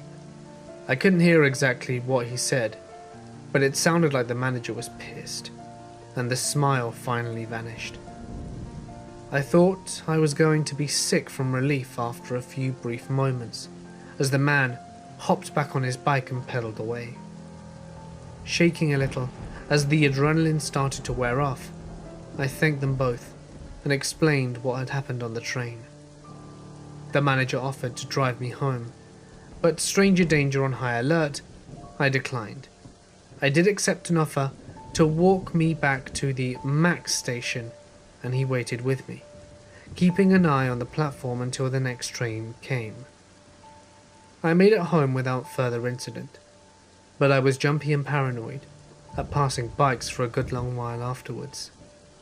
I stopped going out at night and instead tolerated sleep deprivation on my weekends to shop during the day. After my train buddy heard what happened, we exchanged numbers and we let each other know when we'd been calling in sick. I never quite felt secure in my home or at work after that, just wondering how long that creep had been watching me and my co-worker without us noticing. I declined to renew my lease when it came due, and had a co-worker with a car help me move. Shortly after that, I quit work and found a new job on a bus line. So, creepy, eco-conscious Max Line stalker, let's not meet again, because I bought a taser. I was drunk as hell. I'm walking home from a bar. Between the bar and my house is a pretty large pioneer cemetery. Lots of old graves, big trees, and generally a creepy place. I love the cemetery for the historic graves and quiet, and often take walks through there. In my drunk-ass state of mind, I see the cemetery as a shortcut home. I start climbing the 10-foot chain-link fence, swing a leg over the top, and prepare to jump onto the grass. My pants get stuck. I fall, and I'm literally hanging there, pants ripped, and I fall face first onto the ground. I start walking down the path that leads towards the entrance of the cemetery, which is across from my house, limping and holding my shoulder while drunkenly cursing my foolishness. I hear a noise and look up. It's a teenage couple. They're about 10 yards ahead of me standing in the moonlight.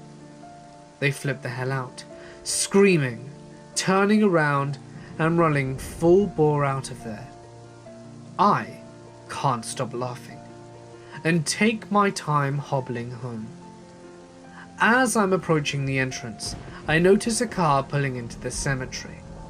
I suspect it's the cops or someone coming to investigate the screaming, so I duck behind a large headstone. The car is full of more teenagers, and these ones are out for a ghost hunt, packing cameras and audio recorders and the like. Well, screw it. I've already spooked 2 people. I wait until they've walked about 20 yards into the darkness, and I start tossing pine cones while staying hidden.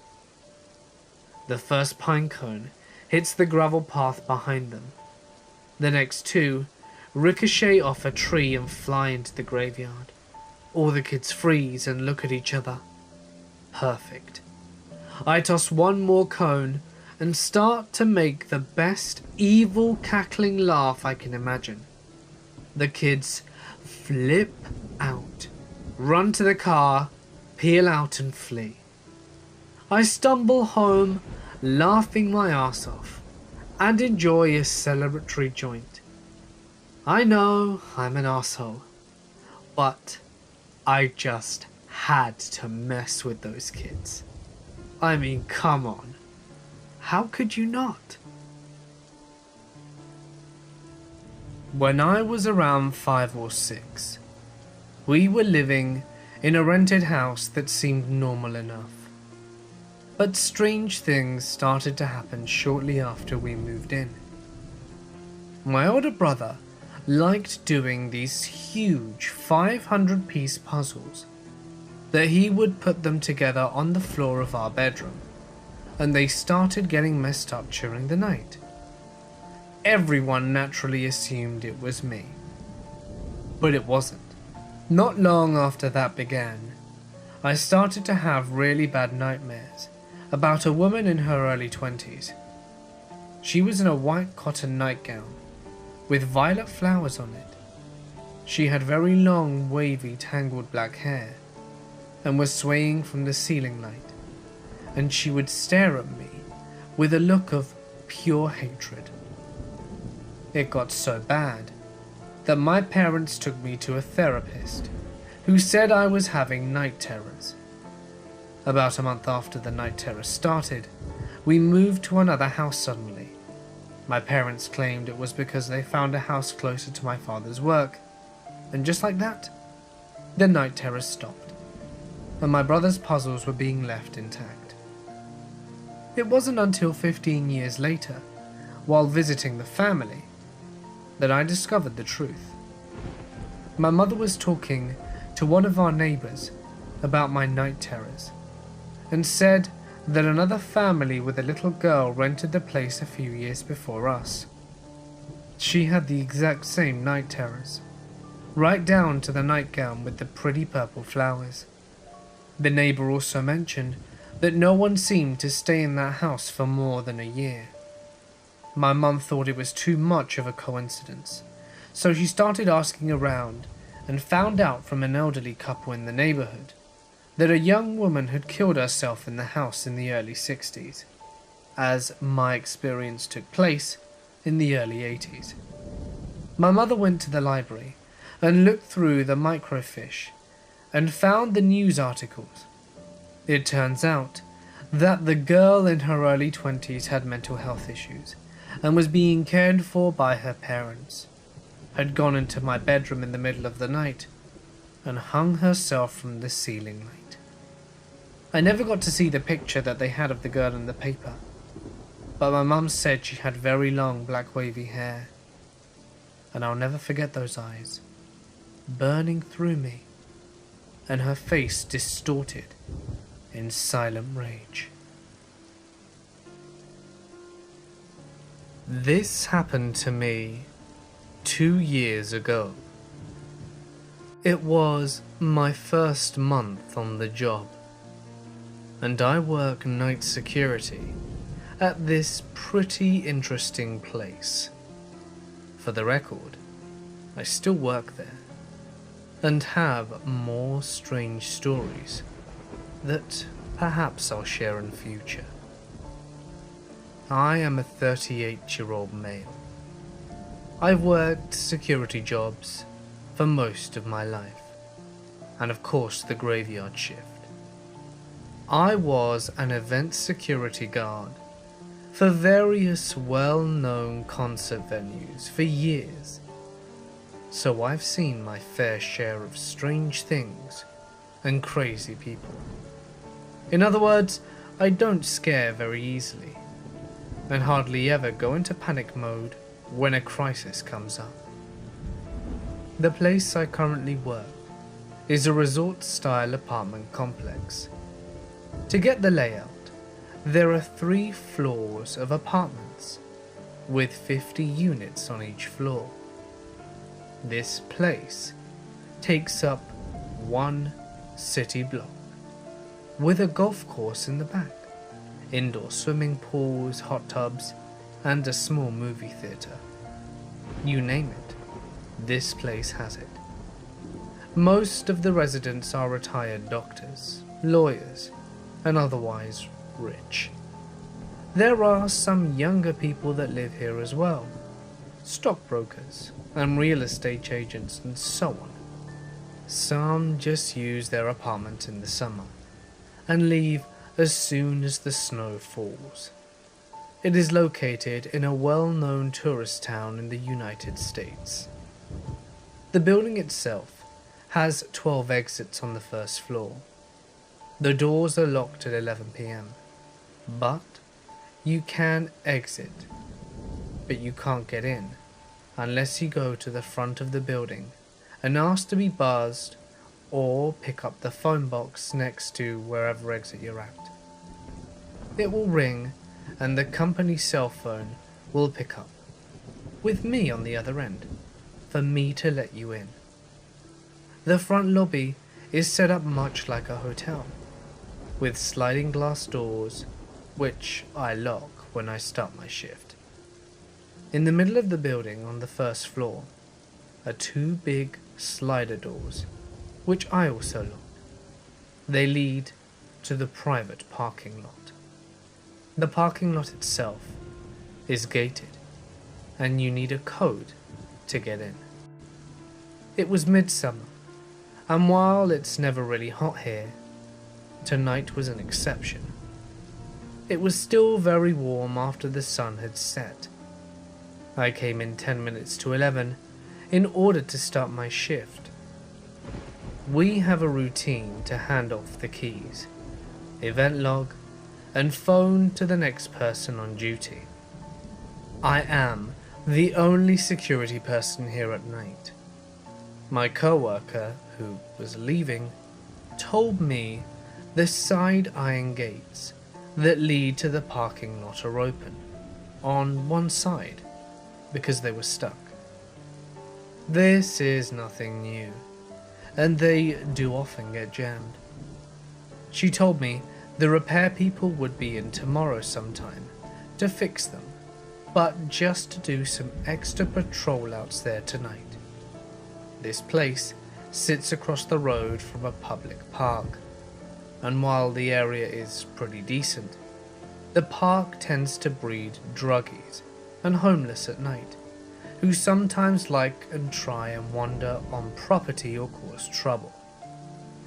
My night started out as uneventful. As a security guard in this place, we only have pepper spray, a large flashlight, keys and a company cell phone to call 911 if need be. We are told not to confront with bodily harm, nor can we detain anyone. We are simply eyes and ears, and to call the police if something does come up. Of course, you can defend yourself if you need to, but in all cases, if you are in danger, call the police. That is our company policy. Basically, I am to walk the grounds and floors for anyone suspicious. Watch the cameras in the security office, which is in the lobby, and otherwise try and stay alert. If a resident calls for maintenance, I would take the information down into the computer for a day shift, or if a resident called with a security issue, I would attend to it. Pretty easy enough job, I thought. I locked the doors of the parking lot and the lobby doors. I did a sweep of all the floors and then found myself back at the desk. It was really quiet, and it rolled around to 3 a.m. I had just sat down to eat my lunch when the company's cell phone rang. The caller ID let me know it was from one of the outside call boxes. I picked it up and said, "Thank you for calling. This is Security Officer James. How may I be of service to you?" All I heard was someone breathing heavy. I glanced at the cameras, and I could see the shadow of a figure standing just out of reach from the door and camera view. All I could see is the open call box and the metal cord from the phone. I ask again, "How may I help?" The man started to breathe heavier and laugh. Then silence. It was one of those laughs you hear in a movie when the lunatic is about to do something terrible. I got up from my chair and started to walk out of the office and the door when it rang again. This time it was from call box number 2, which was further down. I quickly looked at the camera and see this large figure in a hooded jacket. I knew this was strange, as it was very warm outside. He was holding a black bag in his hand, but had his back to the camera. "I'm coming for you, and you are going to die." This voice said that in a deep and raspy tone. He hung up before I had the chance to say anything. Then the phone rang again. This time I picked up, and before he could speak, I let him know that the cops were on their way, and to leave the property now as he is on camera. He tried the doors, and both were locked. This time, he was at yet another call box. This guy had to be running at top speed to make it to the next call box, as they are all a good distance between each other. "I can see you. Are you ready to die? The cops won't make it here on time," the guy said. I spoke loudly and pretended like I was talking to another security officer and asked him to send another 3 security guards and such to the location, and that police are dispatched. The guy slammed the phone down loudly against the call box receiver, and I watched him on camera take off into the darkness of the park area. I figured it scared him off. I was going to call the police, but honestly, the location of this place, it would take them at least 15 minutes to get here, and I figured this guy was just some tweaker from the park. I scanned the cameras and walked the back lot just to be sure that no one was there. I had my pepper spray in my hands just in case, but no one was out there. I returned to my desk and wrote down what happened in the incident log. About a half hour passed, and I had finished lunch, and just was about to do the rounds when the phone rang again. This time, it was from an unknown number. I thought it would be a resident calling for a repair issue or something. I picked up and said my normal line. "Where are the cops? I don't see them, but I see you," the guy said. Shit, it was that guy again. I scanned the cameras and did not see anything. I went to the front door to look out, and there was nothing but darkness, and a few front floodlights on. "I know you're alone, and you're going to die soon," he said. I basically told him to get stuffed and hung up. I called the non-emergency number to 911 and let them know what was going on. The dispatcher said she would send out a car to check the area and to make contact with me. Next thing I hear is a loud thud against the glass window to the day manager's office, which sits across from the security room. Another 3 loud bangs. I run to the door and unlock it. I pull up the shades and shine my flashlights through the window into the darkness. And I catch the face of this hooded man. He looked to be about 40, with long, stringy hair poking down, and these wild eyes. He looked right at me and grinned before slamming his head into the window and tried to break it. I started yelling at him and told him the cops are coming and to get the hell out of here. That's when he pulled the biggest damn butcher's knife I've ever seen and made a slicing motion, like he would use it to cut my throat. This guy must be crazy, and was more than likely on some drugs. He continued slamming his body against the glass, trying to break it. He used his head to try and break the window, but managed to bust his head open, so the window now had his blood all over it. I backed out of the office and locked the door to it. I then decided to wait for the cops, as this guy was out of control, and my pepper spray wasn't going to stop him, and the last thing I wanted was to handle a bloody crazy person. He then ran to the nearest side door and took the call box phone off the hook. He then ran to each call box and removed all the phones, which caused my company cell phone to ring and jam up the line. This guy had to be on meth or something, because he's ran as fast as I could imagine. I watched the camera and noticed to my horror the sliding door to the garage was now open. Now it was common for residents to go out to their cars and unlock the door themselves. It's just a sliding lock, like the kind in department stores. But this is the last thing I need, with this nut job running around. I sprinted across the building and took a shortcut through a couple of banquet rooms to make it into the garage. As I was doing so, I saw that crazy guy running up the garage pathway. I slid that door as fast as I could and locked it before he got to the entryway. He then slammed his body into the glass, over and over, but the door did not move. I locked the second set of doors in case he got through the outside ones. He would at least be trapped or slow him down. I reached for my pepper spray, thinking maybe he would just leave, and yelled, "The cops are here." He started to laugh and howl, and then held the knife up against him before running into the darkness of the parking garages. I called the cops on my personal cell phone to let them know that the man had a knife. The dispatcher told me the cops would be there shortly, and I let her know what had happened. I made my way to the front again and locked myself in the security office. At least this place had no windows, and I could watch on camera.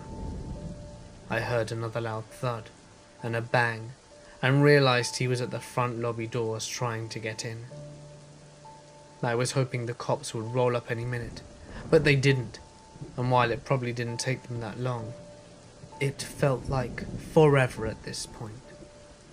The guy was standing at the lobby doors with the knife in hand. He faced the camera, and by this time his hoodie had fallen back. He was bald-headed, with wild, long, stringy, crazy hair on the sides of his head. His eyes were huge, and I will never forget that grin on his face as he mouthed to the camera, "Die, die," while making stabbing motions with the knife, blood running across his face from slamming into the glass, and then he ran into the darkness. About 5 minutes later, the cops showed up. They sent one officer. He asked me what the guy looked like, and I told him. I have camera footage. He drove through the area at first and shined a spotlight. The cop returned to tell me he couldn't find anyone, and he had driven around the entire block and the area behind the golf course. I showed him the footage and printed out a picture from the camera. The cop said he didn't see any signs of the guy, and that he would patrol the area and to call back if he came again. It was now nearly 5 AM when the cop left. I waited until 6, when it was daylight and people were starting to get out and about, before I walked around and hung up all the phones from the call boxes. The guy literally took all 12 phones off the hook. When my manager came in during the morning shift at 8 AM, I told her what happened, and she said they would keep an eye out and have a meeting to let everyone who worked there know and be aware. They had an extra security guard on my shift for 2 weeks after, but the guy never returned. The cops never found the guy or who he was. So crazy bloody guy with the knife. Let's not meet again. This is a traumatic encounter I had in May of 2012. It was a Saturday night, and I went out to a bar with friends. We were dancing and being obnoxious, of course, and this dude kept looking at us. I didn't pay him much mind. He was cute, but I was not in the mood to talk to some strangers. Anyway, the night progressed, and one of my friends gave him my number, without permission by the way, and he and I are no longer friends due to his disregard for anyone but himself. So, the dude texted me. Okay, I responded politely, and we ended up having some decent conversations. We had a lot of common. Music taste, movie taste, general witty banter. I'm including this so you understand why I chose to go out with this stranger. 2 weeks later, we met up in the same bar. We hung out, had some beers, and he was drinking pretty excessively. My dad is an alcoholic, so that is always a red flag for me. He seemed to be handling himself well though, and a few of my friends showed up for support and potential protection. A few hours into the date, he told me how pretty I was. Ah, I thought, that's always nice to hear. We were sitting out on the deck, drinking and enjoying the evening. I hadn't yet realized my friends went into the bar, and no other patrons were outside. He didn't stop there though. This dude leaned close in my ear. I could feel the hot breath, and it was not a turn on. I could smell the shitty Bud Light on his breath, mixed with garlic or something. Then he started to whisper, "You remind me a lot of my ex." Ah, shit. I'd already been losing interest in this situation, but that feeling was growing immensely. Then he continued, "I thought she was a spy, you know, for the government. I used to have bad schizophrenia. Psychiatrists are bullshit though, so I self-medicated with OxyContin and shit." I pulled back, but his arms were around my shoulders and pulled me back. I felt my ear knock against his teeth, and my whole body grew numb with fear. This was when I noticed we're alone. "I'm gonna go use the restroom," I said. I needed out. Fight or flight kicked in, and he looked strong. "I'm not done," he said, squeezing tighter on my shoulder. "Just let me tell you this." I pushed my elbow against his ribs, casually but forcefully. I didn't want this to escalate, but I needed to get the hell out.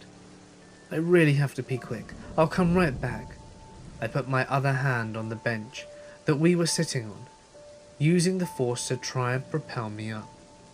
This guy pulled me back down and chuckled, like it was cute or something. "Sorry," he said. "Just stay, I have something important to tell you."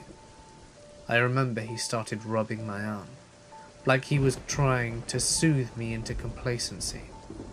So I screamed loud. "Let me go, get off of me!"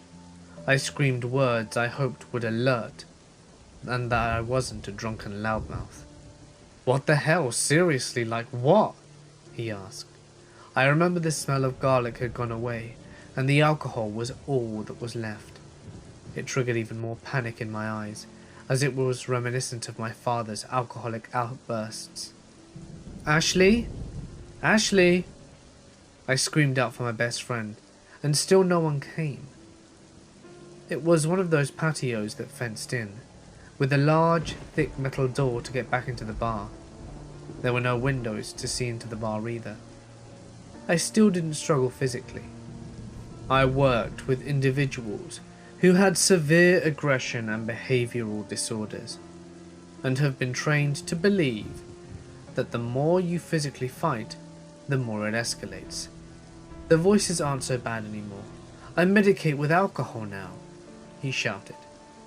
He didn't sound mad though, he seemed confused, like he didn't understand why I was so incredibly done with it. My ex, she may have been a spy. I stabbed her by accident. Kind of. She left me. And you look like her, and I like that, okay? I just care about you. I want to be with you. He said all these things. His voice calmed through that conversation. The smell of garlic came back, and I felt my body grow a limp in resignation. And then the door opened. A loud clunk as the metal hit the brick. Laughter. Ashley's laughter. I looked up, and Ashley's laughter stopped. Her body still. Get the bouncer, I said calmly. I'm so grateful I de-escalated situations for a living. It probably saved me from that getting any further. Dude, let go of me. You're still a bitch, he said. You're gonna rot. At that point, I stood and ran, or walked fast, or did a silly slow run. I don't know. The adrenaline was pumping, and nothing seemed real. I ran towards my friend. The four of us ran into the bar right behind Ashley, who already had the bouncer with her. After I saw Ashley with the bouncer, I sat on a stool and fell apart. I was sobbing, and shaken, and heaving. The bartender gave me so many napkins to blow my nose with, eventually giving me an entire sack of them. Everyone had heard about the situation, so nobody bothered me. My friend stayed with me that night. Everything was a huge blur after I got out of his grip at the bar. I don't remember talking to the bouncer or the owner who banned him for life. I don't really remember writing the encounter in my journal or eating an entire pizza by myself, but I did. The next day, I changed my phone number immediately. I avoid the areas where the bar was located, and I really don't go out much at all. In my head, I went through the worst case scenarios, and that only escalated the anxiety from my encounter. My therapist helped a lot though, but still, dude from the bar, let's not meet. Seriously. There was a crazy cat lady 2 houses down from my childhood home. Rumors were that she killed her husband. She had something like 50 cats in a small cage in the backyard, and even more are coming and going in and out of her house 24 hours a day. She died, and they nailed up all of the cat doors that the cats were using, and eventually the cats disappeared. Some friends and I, a little while later, were bored one day and decided to break into the house. We wanted to see what this woman was like. What we discovered was a bit surprising. She was a super hoarder. She had piles of magazines, milk jugs, loads of random shit everywhere. So, we go into the basement, and I kid you not, there are at least 100 mummified corpses of cats. No live ones, and none that had died recently enough to be juicy. But the smell was horrific. We got out of there in a hurry. A couple of weeks later, the authorities actually deemed the house a biological hazard. They sealed it up in a bubble and took it apart piece by piece. I have always regretted my decision. My roommate is working her first overnight shift at some popular burrito place from 11 p.m. to 4 a.m. in the entertainment district part of the city. Basically, an area full of strip clubs, bars, clubs, and rowdy douche nozzles, and meth heads. We get lots of those here too. So you can probably imagine the agonizing evil that awaits to be bestowed upon this innocent little burrito goddess. Needless to say, this 5'0" microscopic Asian girl was scared out of her mind. Being the heroic, almighty guardian defender for miniature Asian girls like myself, I gave her my dog spray, as pepper spray is illegal where I'm from. Since Burrito Goddess didn't know how to use it, I decided to elegantly demonstrate by spraying the gassy liquid like hell through an open window, figuring it would work flawlessly. As the butt of my index finger released the pressure from the button, I heard a soft whisper above from the heavens.